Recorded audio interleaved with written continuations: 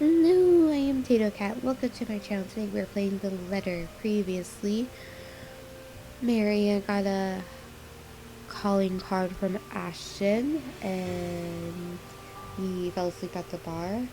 And now it's the day of the party, or before the party, sometime near the party. And instead of doing the normal party stuff, we decided to go into the cellar and confront Lorraine, and now we're talking to her in the mirror. And we decided to not stay, but to just get our closure and leave. And that's pretty much where we left off, with the angry mirror ghost. Let us continue. The hurt, the tears, and the hate spilling from her eyes that day, the moment I rejected her, rejected myself for who I am. And she definitely will hate what I'm about to do next. To my left, a wine rack. And from there, I take a Bible and I pray to all the saints I can remember, for all my sins, for every hurtful words I've uttered, for what I have driven her to do that day, what I forced her into. What are you doing? I assume we're going to smash the mirror. I do it without thinking twice. Quick, before I can hesitate. I grab a bottle and send it straight towards the mirror. Uh-oh. Shards of the bottle in the mirror are sent flying everywhere as Lorraine's screams echo in the cellar. Bitter, searing, like every wounding accusation she's hurled at me. They've never left me. I doubt they ever will. But with this, I can move away from them, from her, live my life as I should, free from the burden, her burden. Because the Lorraine I know, the real one, the person I loved, will never want me carrying this to my death. As the screaming dies down, I can't help but mutter weakly, It's done. It's done. Mirror, mirror on the wall. It is a wonderful achievement, I guess. Oh, Lorraine. Forgive me, Lorraine. That mirror doesn't look broken, though. Just saying. Dot, dot, dot. I assume the butler's not going to be pleased with us. I take some time to compose myself, breathing in and out, stamping down on the trimmers still racking my hands, straightening out my jacket, and fixing my hair. All a weak attempt at returning myself to someone resembling my normal self. This would probably be easier to do so with a mirror, but I likely won't be able to stand looking at one for a long time. Well, now, I should probably go back up there. Party to attend, rich socialites to do business with, and food to eat. Mrs. Wright will be happy if I make some time for it anyway. Yet, one last time, to the shattered glass beneath my feet. I'm sorry, Lorraine. May you see God's light on the path.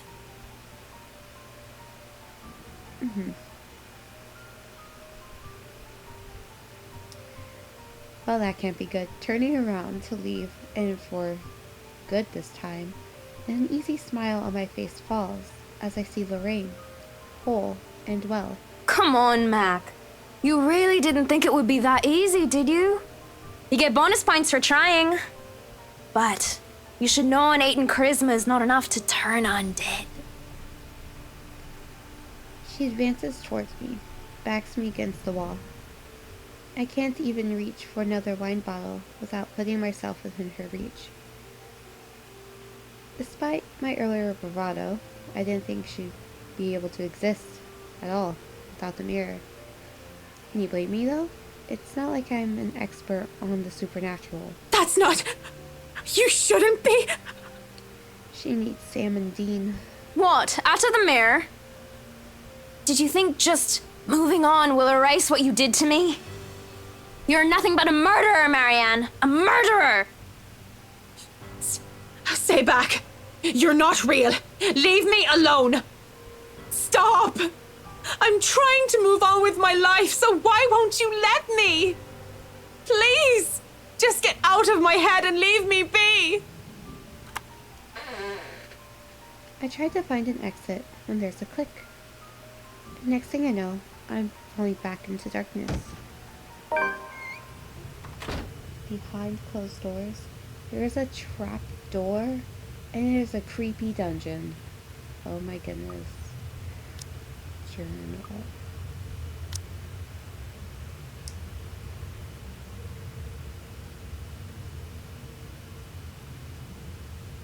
Okay, so this is the entry. This is not what she looked like at all, though. Desperate to deal with her painful past, Marianne McCall excused herself from attending the housewarming party to search for Amy Lorraine within the mansion. Seeing her ghost in the wine cellar, however, a realization hit her, and she finally let go. A lot happened on that day, it looks like. Did anything happen on, like... Oh, right. It's like the only thing that was after the fact, the 31st.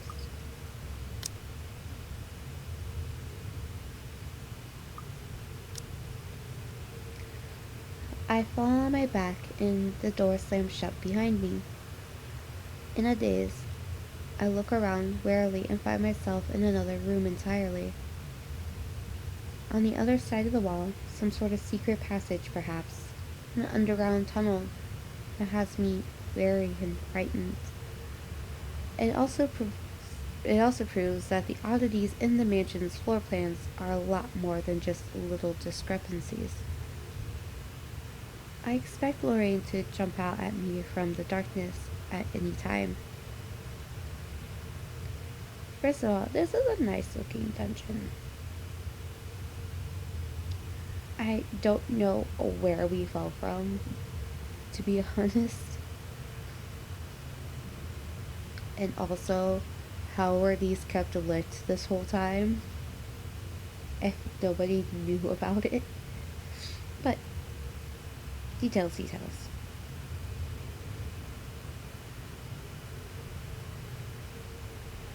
A breeze blowing through the tunnel has me relieved, though. The idea that there is still a way to escape, should that happen. That is way better than being trapped underground with only God knows what that was.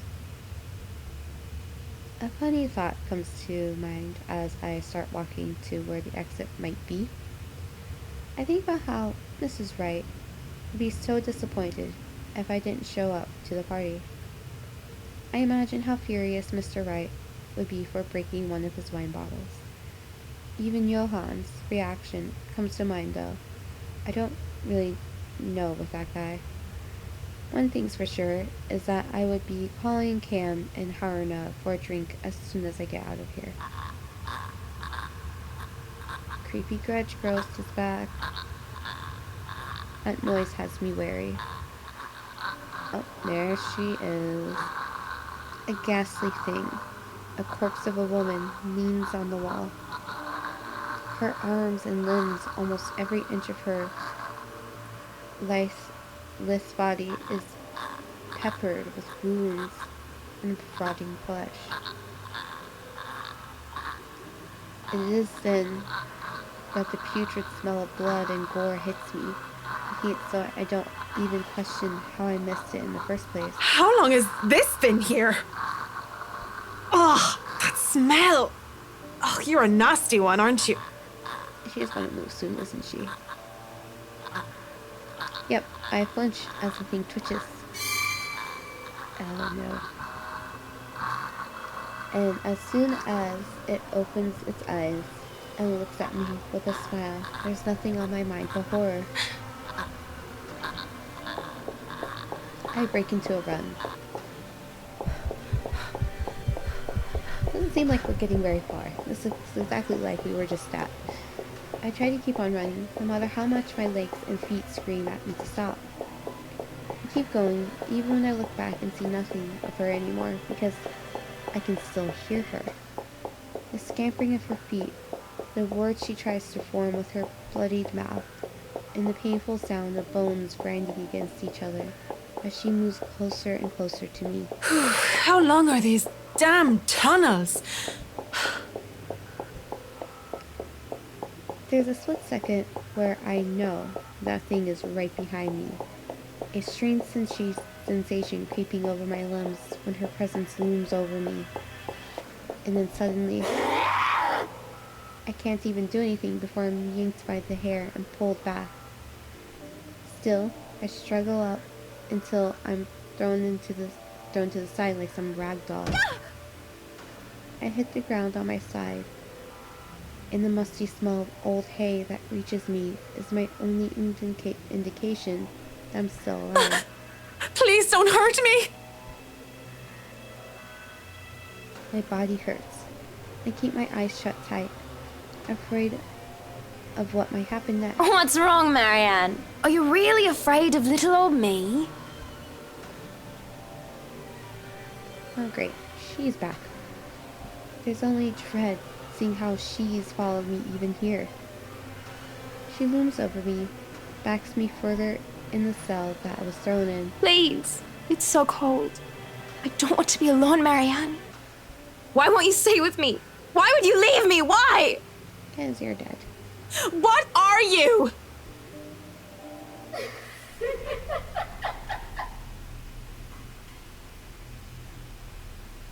Oh, wonderful.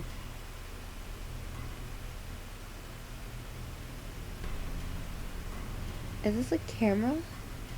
Looks like a camera. And Lorraine turns and shifts into that thing from before. And with that same gruesome grin, it takes a step forward towards the cell. Towards me. I barely scramble to my knees when the door to the cell slams shut, and it just stands there, staring. Shouts for help ring out in the tunnels, but none of them are coming from me. I'm more paralyzed and shocked by what's happening. My throat tightens at being fooled by the image of Lorraine, or the thought of being trapped down here. So then, where? Help me! Help me! Oh, help me! Are you getting all this on camera, Carl? Daredevil students. Yeah, but are you guys sure this is a good idea? We're breaking and entering here. Don't worry, the owners of this place haven't been here in a long time. Look at this thing, though! It has writing in blood like some cheesy 80s horror prop. Wait, I have an idea. Oh man, that's genius! Other brats. What kind of butthead would even take this thing seriously? Maybe we can stick this in Rowan's backpack. That's Juarez kid would panic.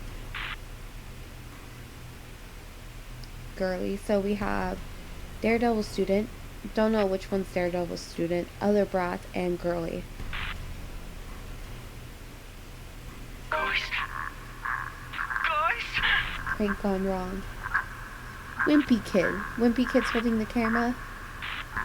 Oh. Well, that can't be good. What? Spit it out! Oh, nothing. There's just a creepy ghost standing behind girly. Is all. Behind you!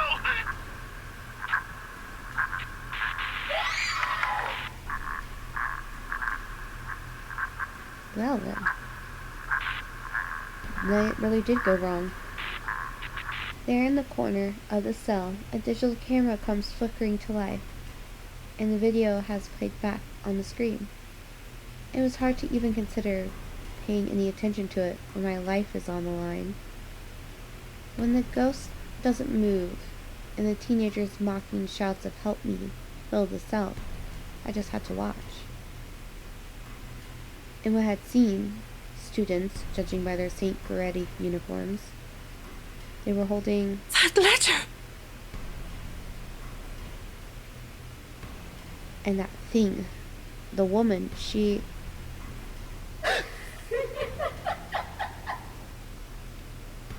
Oh? Journal updated. Are we going to be a new character again? Like, just when the story is getting good?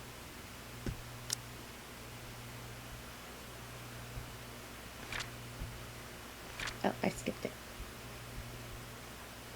There it is. While trying to escape the phantom disguising as her friend, Marianne discovered an underground prison hidden in the deepest corners of the mansion. Now trapped in one of itself, she found a recording left behind by some of the mansion's victims. ...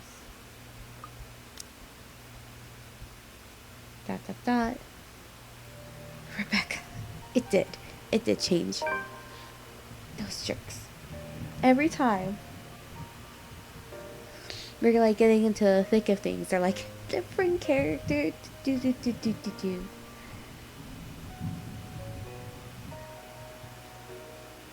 And we're playing Rebecca. I don't like Rebecca. Profile.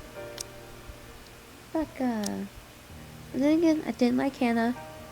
And then I grew to like her. Maybe I'll like Rebecca. Birthday April 1st, Aries, 20 years old, height 5'5", occupation history teacher, nationality Scottish, religion atheist, race Kirk.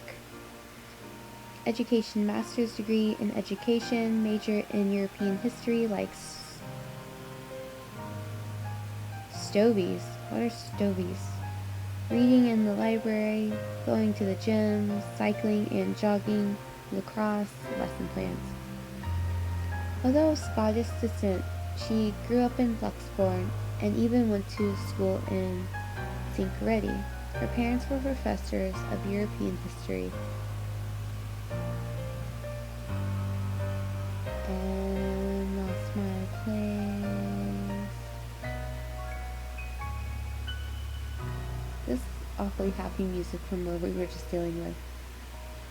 And Southeast Asian history at Luxbourne University. They were often busy and forced Rebecca to be independent early on. Surrounded by books and instilled with a love of learning, she was a star pupil and was often called a teacher's pet for it. Her passion for academics leading to a career in the industry was expected of her. She came out of her shell in her high school years and started becoming the Spitfire she is now. Before then, Ashton was her only friend, but she found him aggravating at first. Independent and used to taking care of others, it was no surprise when she helped out the young foreigner who moves in next door.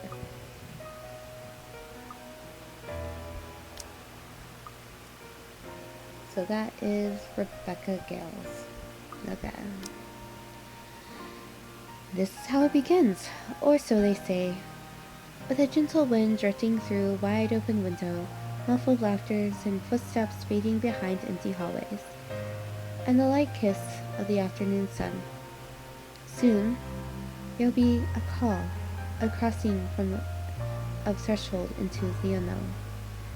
Maybe we are off to some grand adventure, or diving into another gripping mystery. One can't really tell. For all I know, a hero might even come sweep me off my feet if I'm lucky. That's not exactly a bad thing when you think about it. But this is far from one, isn't it? A riveting tale, that is. The mild breeze, the faint murmurs, the warm rays painting every nook and cranny of fiery hue. They are all as real as they can get. As much as I want to write a little tale out of this, I am far from someone who can. Fleeting fancies, that's what these are. Merely passing thoughts to occupy an idle mind while waiting for another busy workday to end. Then again, maybe in another life, I am one. Who knows? But, at present, what I have and what I've chosen to be, well, I won't last years here if I find teaching rowdy adolescents a tedious job, will I? True. Admittedly, the whole affair isn't exactly as grand or exciting as I had imagined as a child. Most things aren't.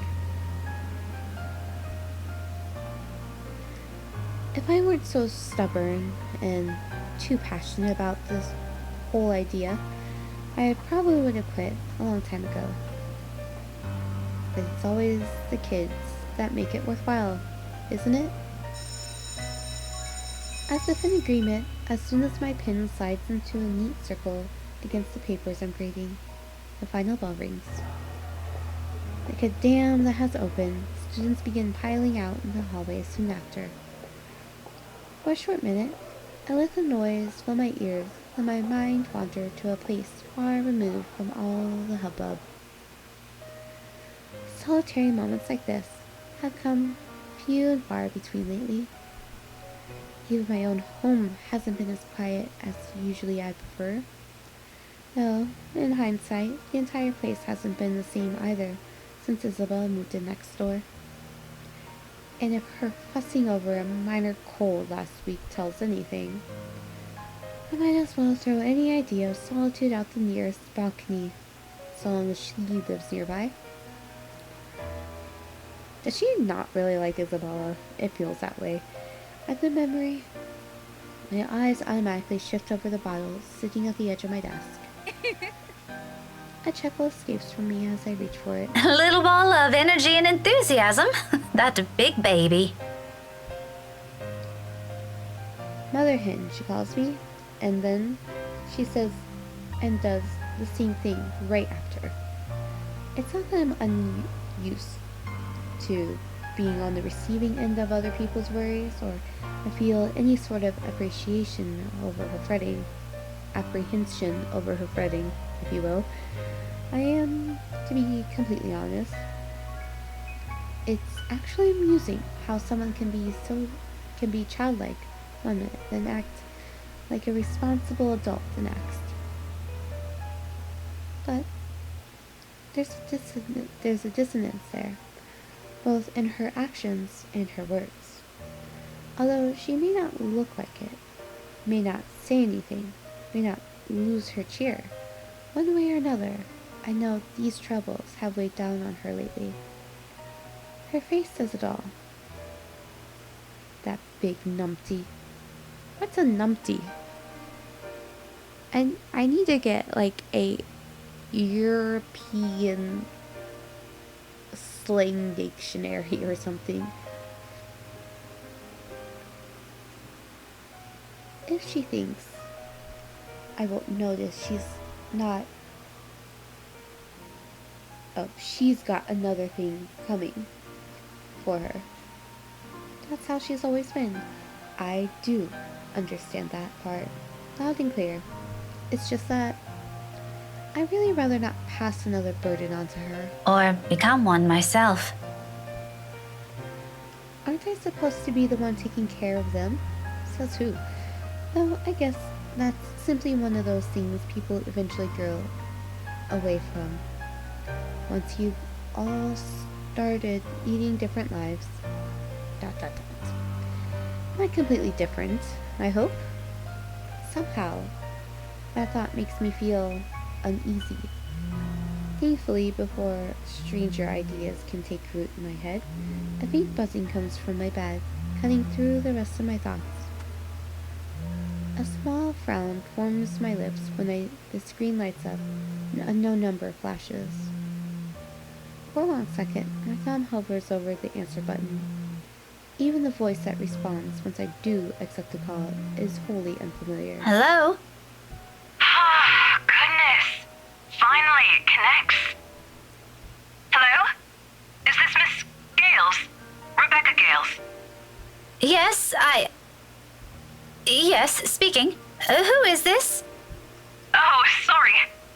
Rose Cooper. Briar Realty Corporation. Ah, poor Rose. Briar Realty? My frown deepens as I straighten from my chair. Something in her tone, despite sounding remarkably friendly and polite, doesn't sit quite well with me. The rigid pause that follows doesn't help ease the tension that has suddenly descended either.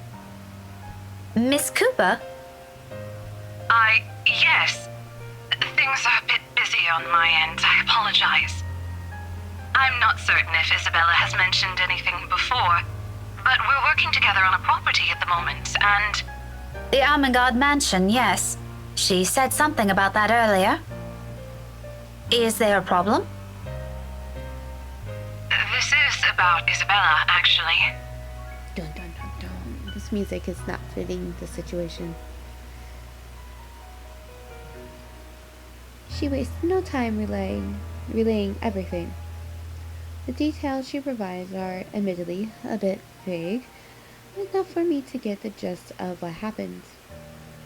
It isn't the bad sort of I'm expecting, though. Still worrying. Especially with the words panic attack and pale looking a bit sickly woven together in one foreboding sentence. But as quickly as it surfaced, I stomped down on my urge to demand answers right there and then. Now isn't the proper time for useless questions. I'll find out soon enough, regardless. To Miss Cooper's credit, she neither hesitates nor falters all throughout. There's some sort of comfort in knowing Isabella has someone like her to guide her, though not as much as I would have liked.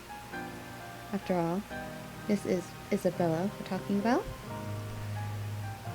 What are the chances that she just said a bunch of excuses so she won't get sent home? High. Very high. Oh, she is so going to hear it this time. You were listed as one of her emergency contacts, so I thought it'd be best you know about this. How is she? Is she doing okay? I had her take a break for now, but honestly, I'd feel better if someone were to pick her up and take her home for some rest. Anthem's a fair distance from Luxbourne. I really don't want her going off on her own. I'd do it myself, but you know how it is today. Big day. People everywhere until the open house ends. I'm really sorry to ask this of you, Miss Gales. I know you're busy. Oh, no, it's all good. I was just about to leave from work. I hope to leave early today anyway. A few minutes ahead wouldn't hurt. I can be there in a few, 40 minutes tops. Is that all right? More than fine, Miss Gales, thank you. So, does she know that that Isabella fell down the stairs and all that? Or was it just, oh, she had a panic attack during the open house, and she left it at that? We're supposed to be here until... Oh, excuse me. One moment, please. Yes, ma'am.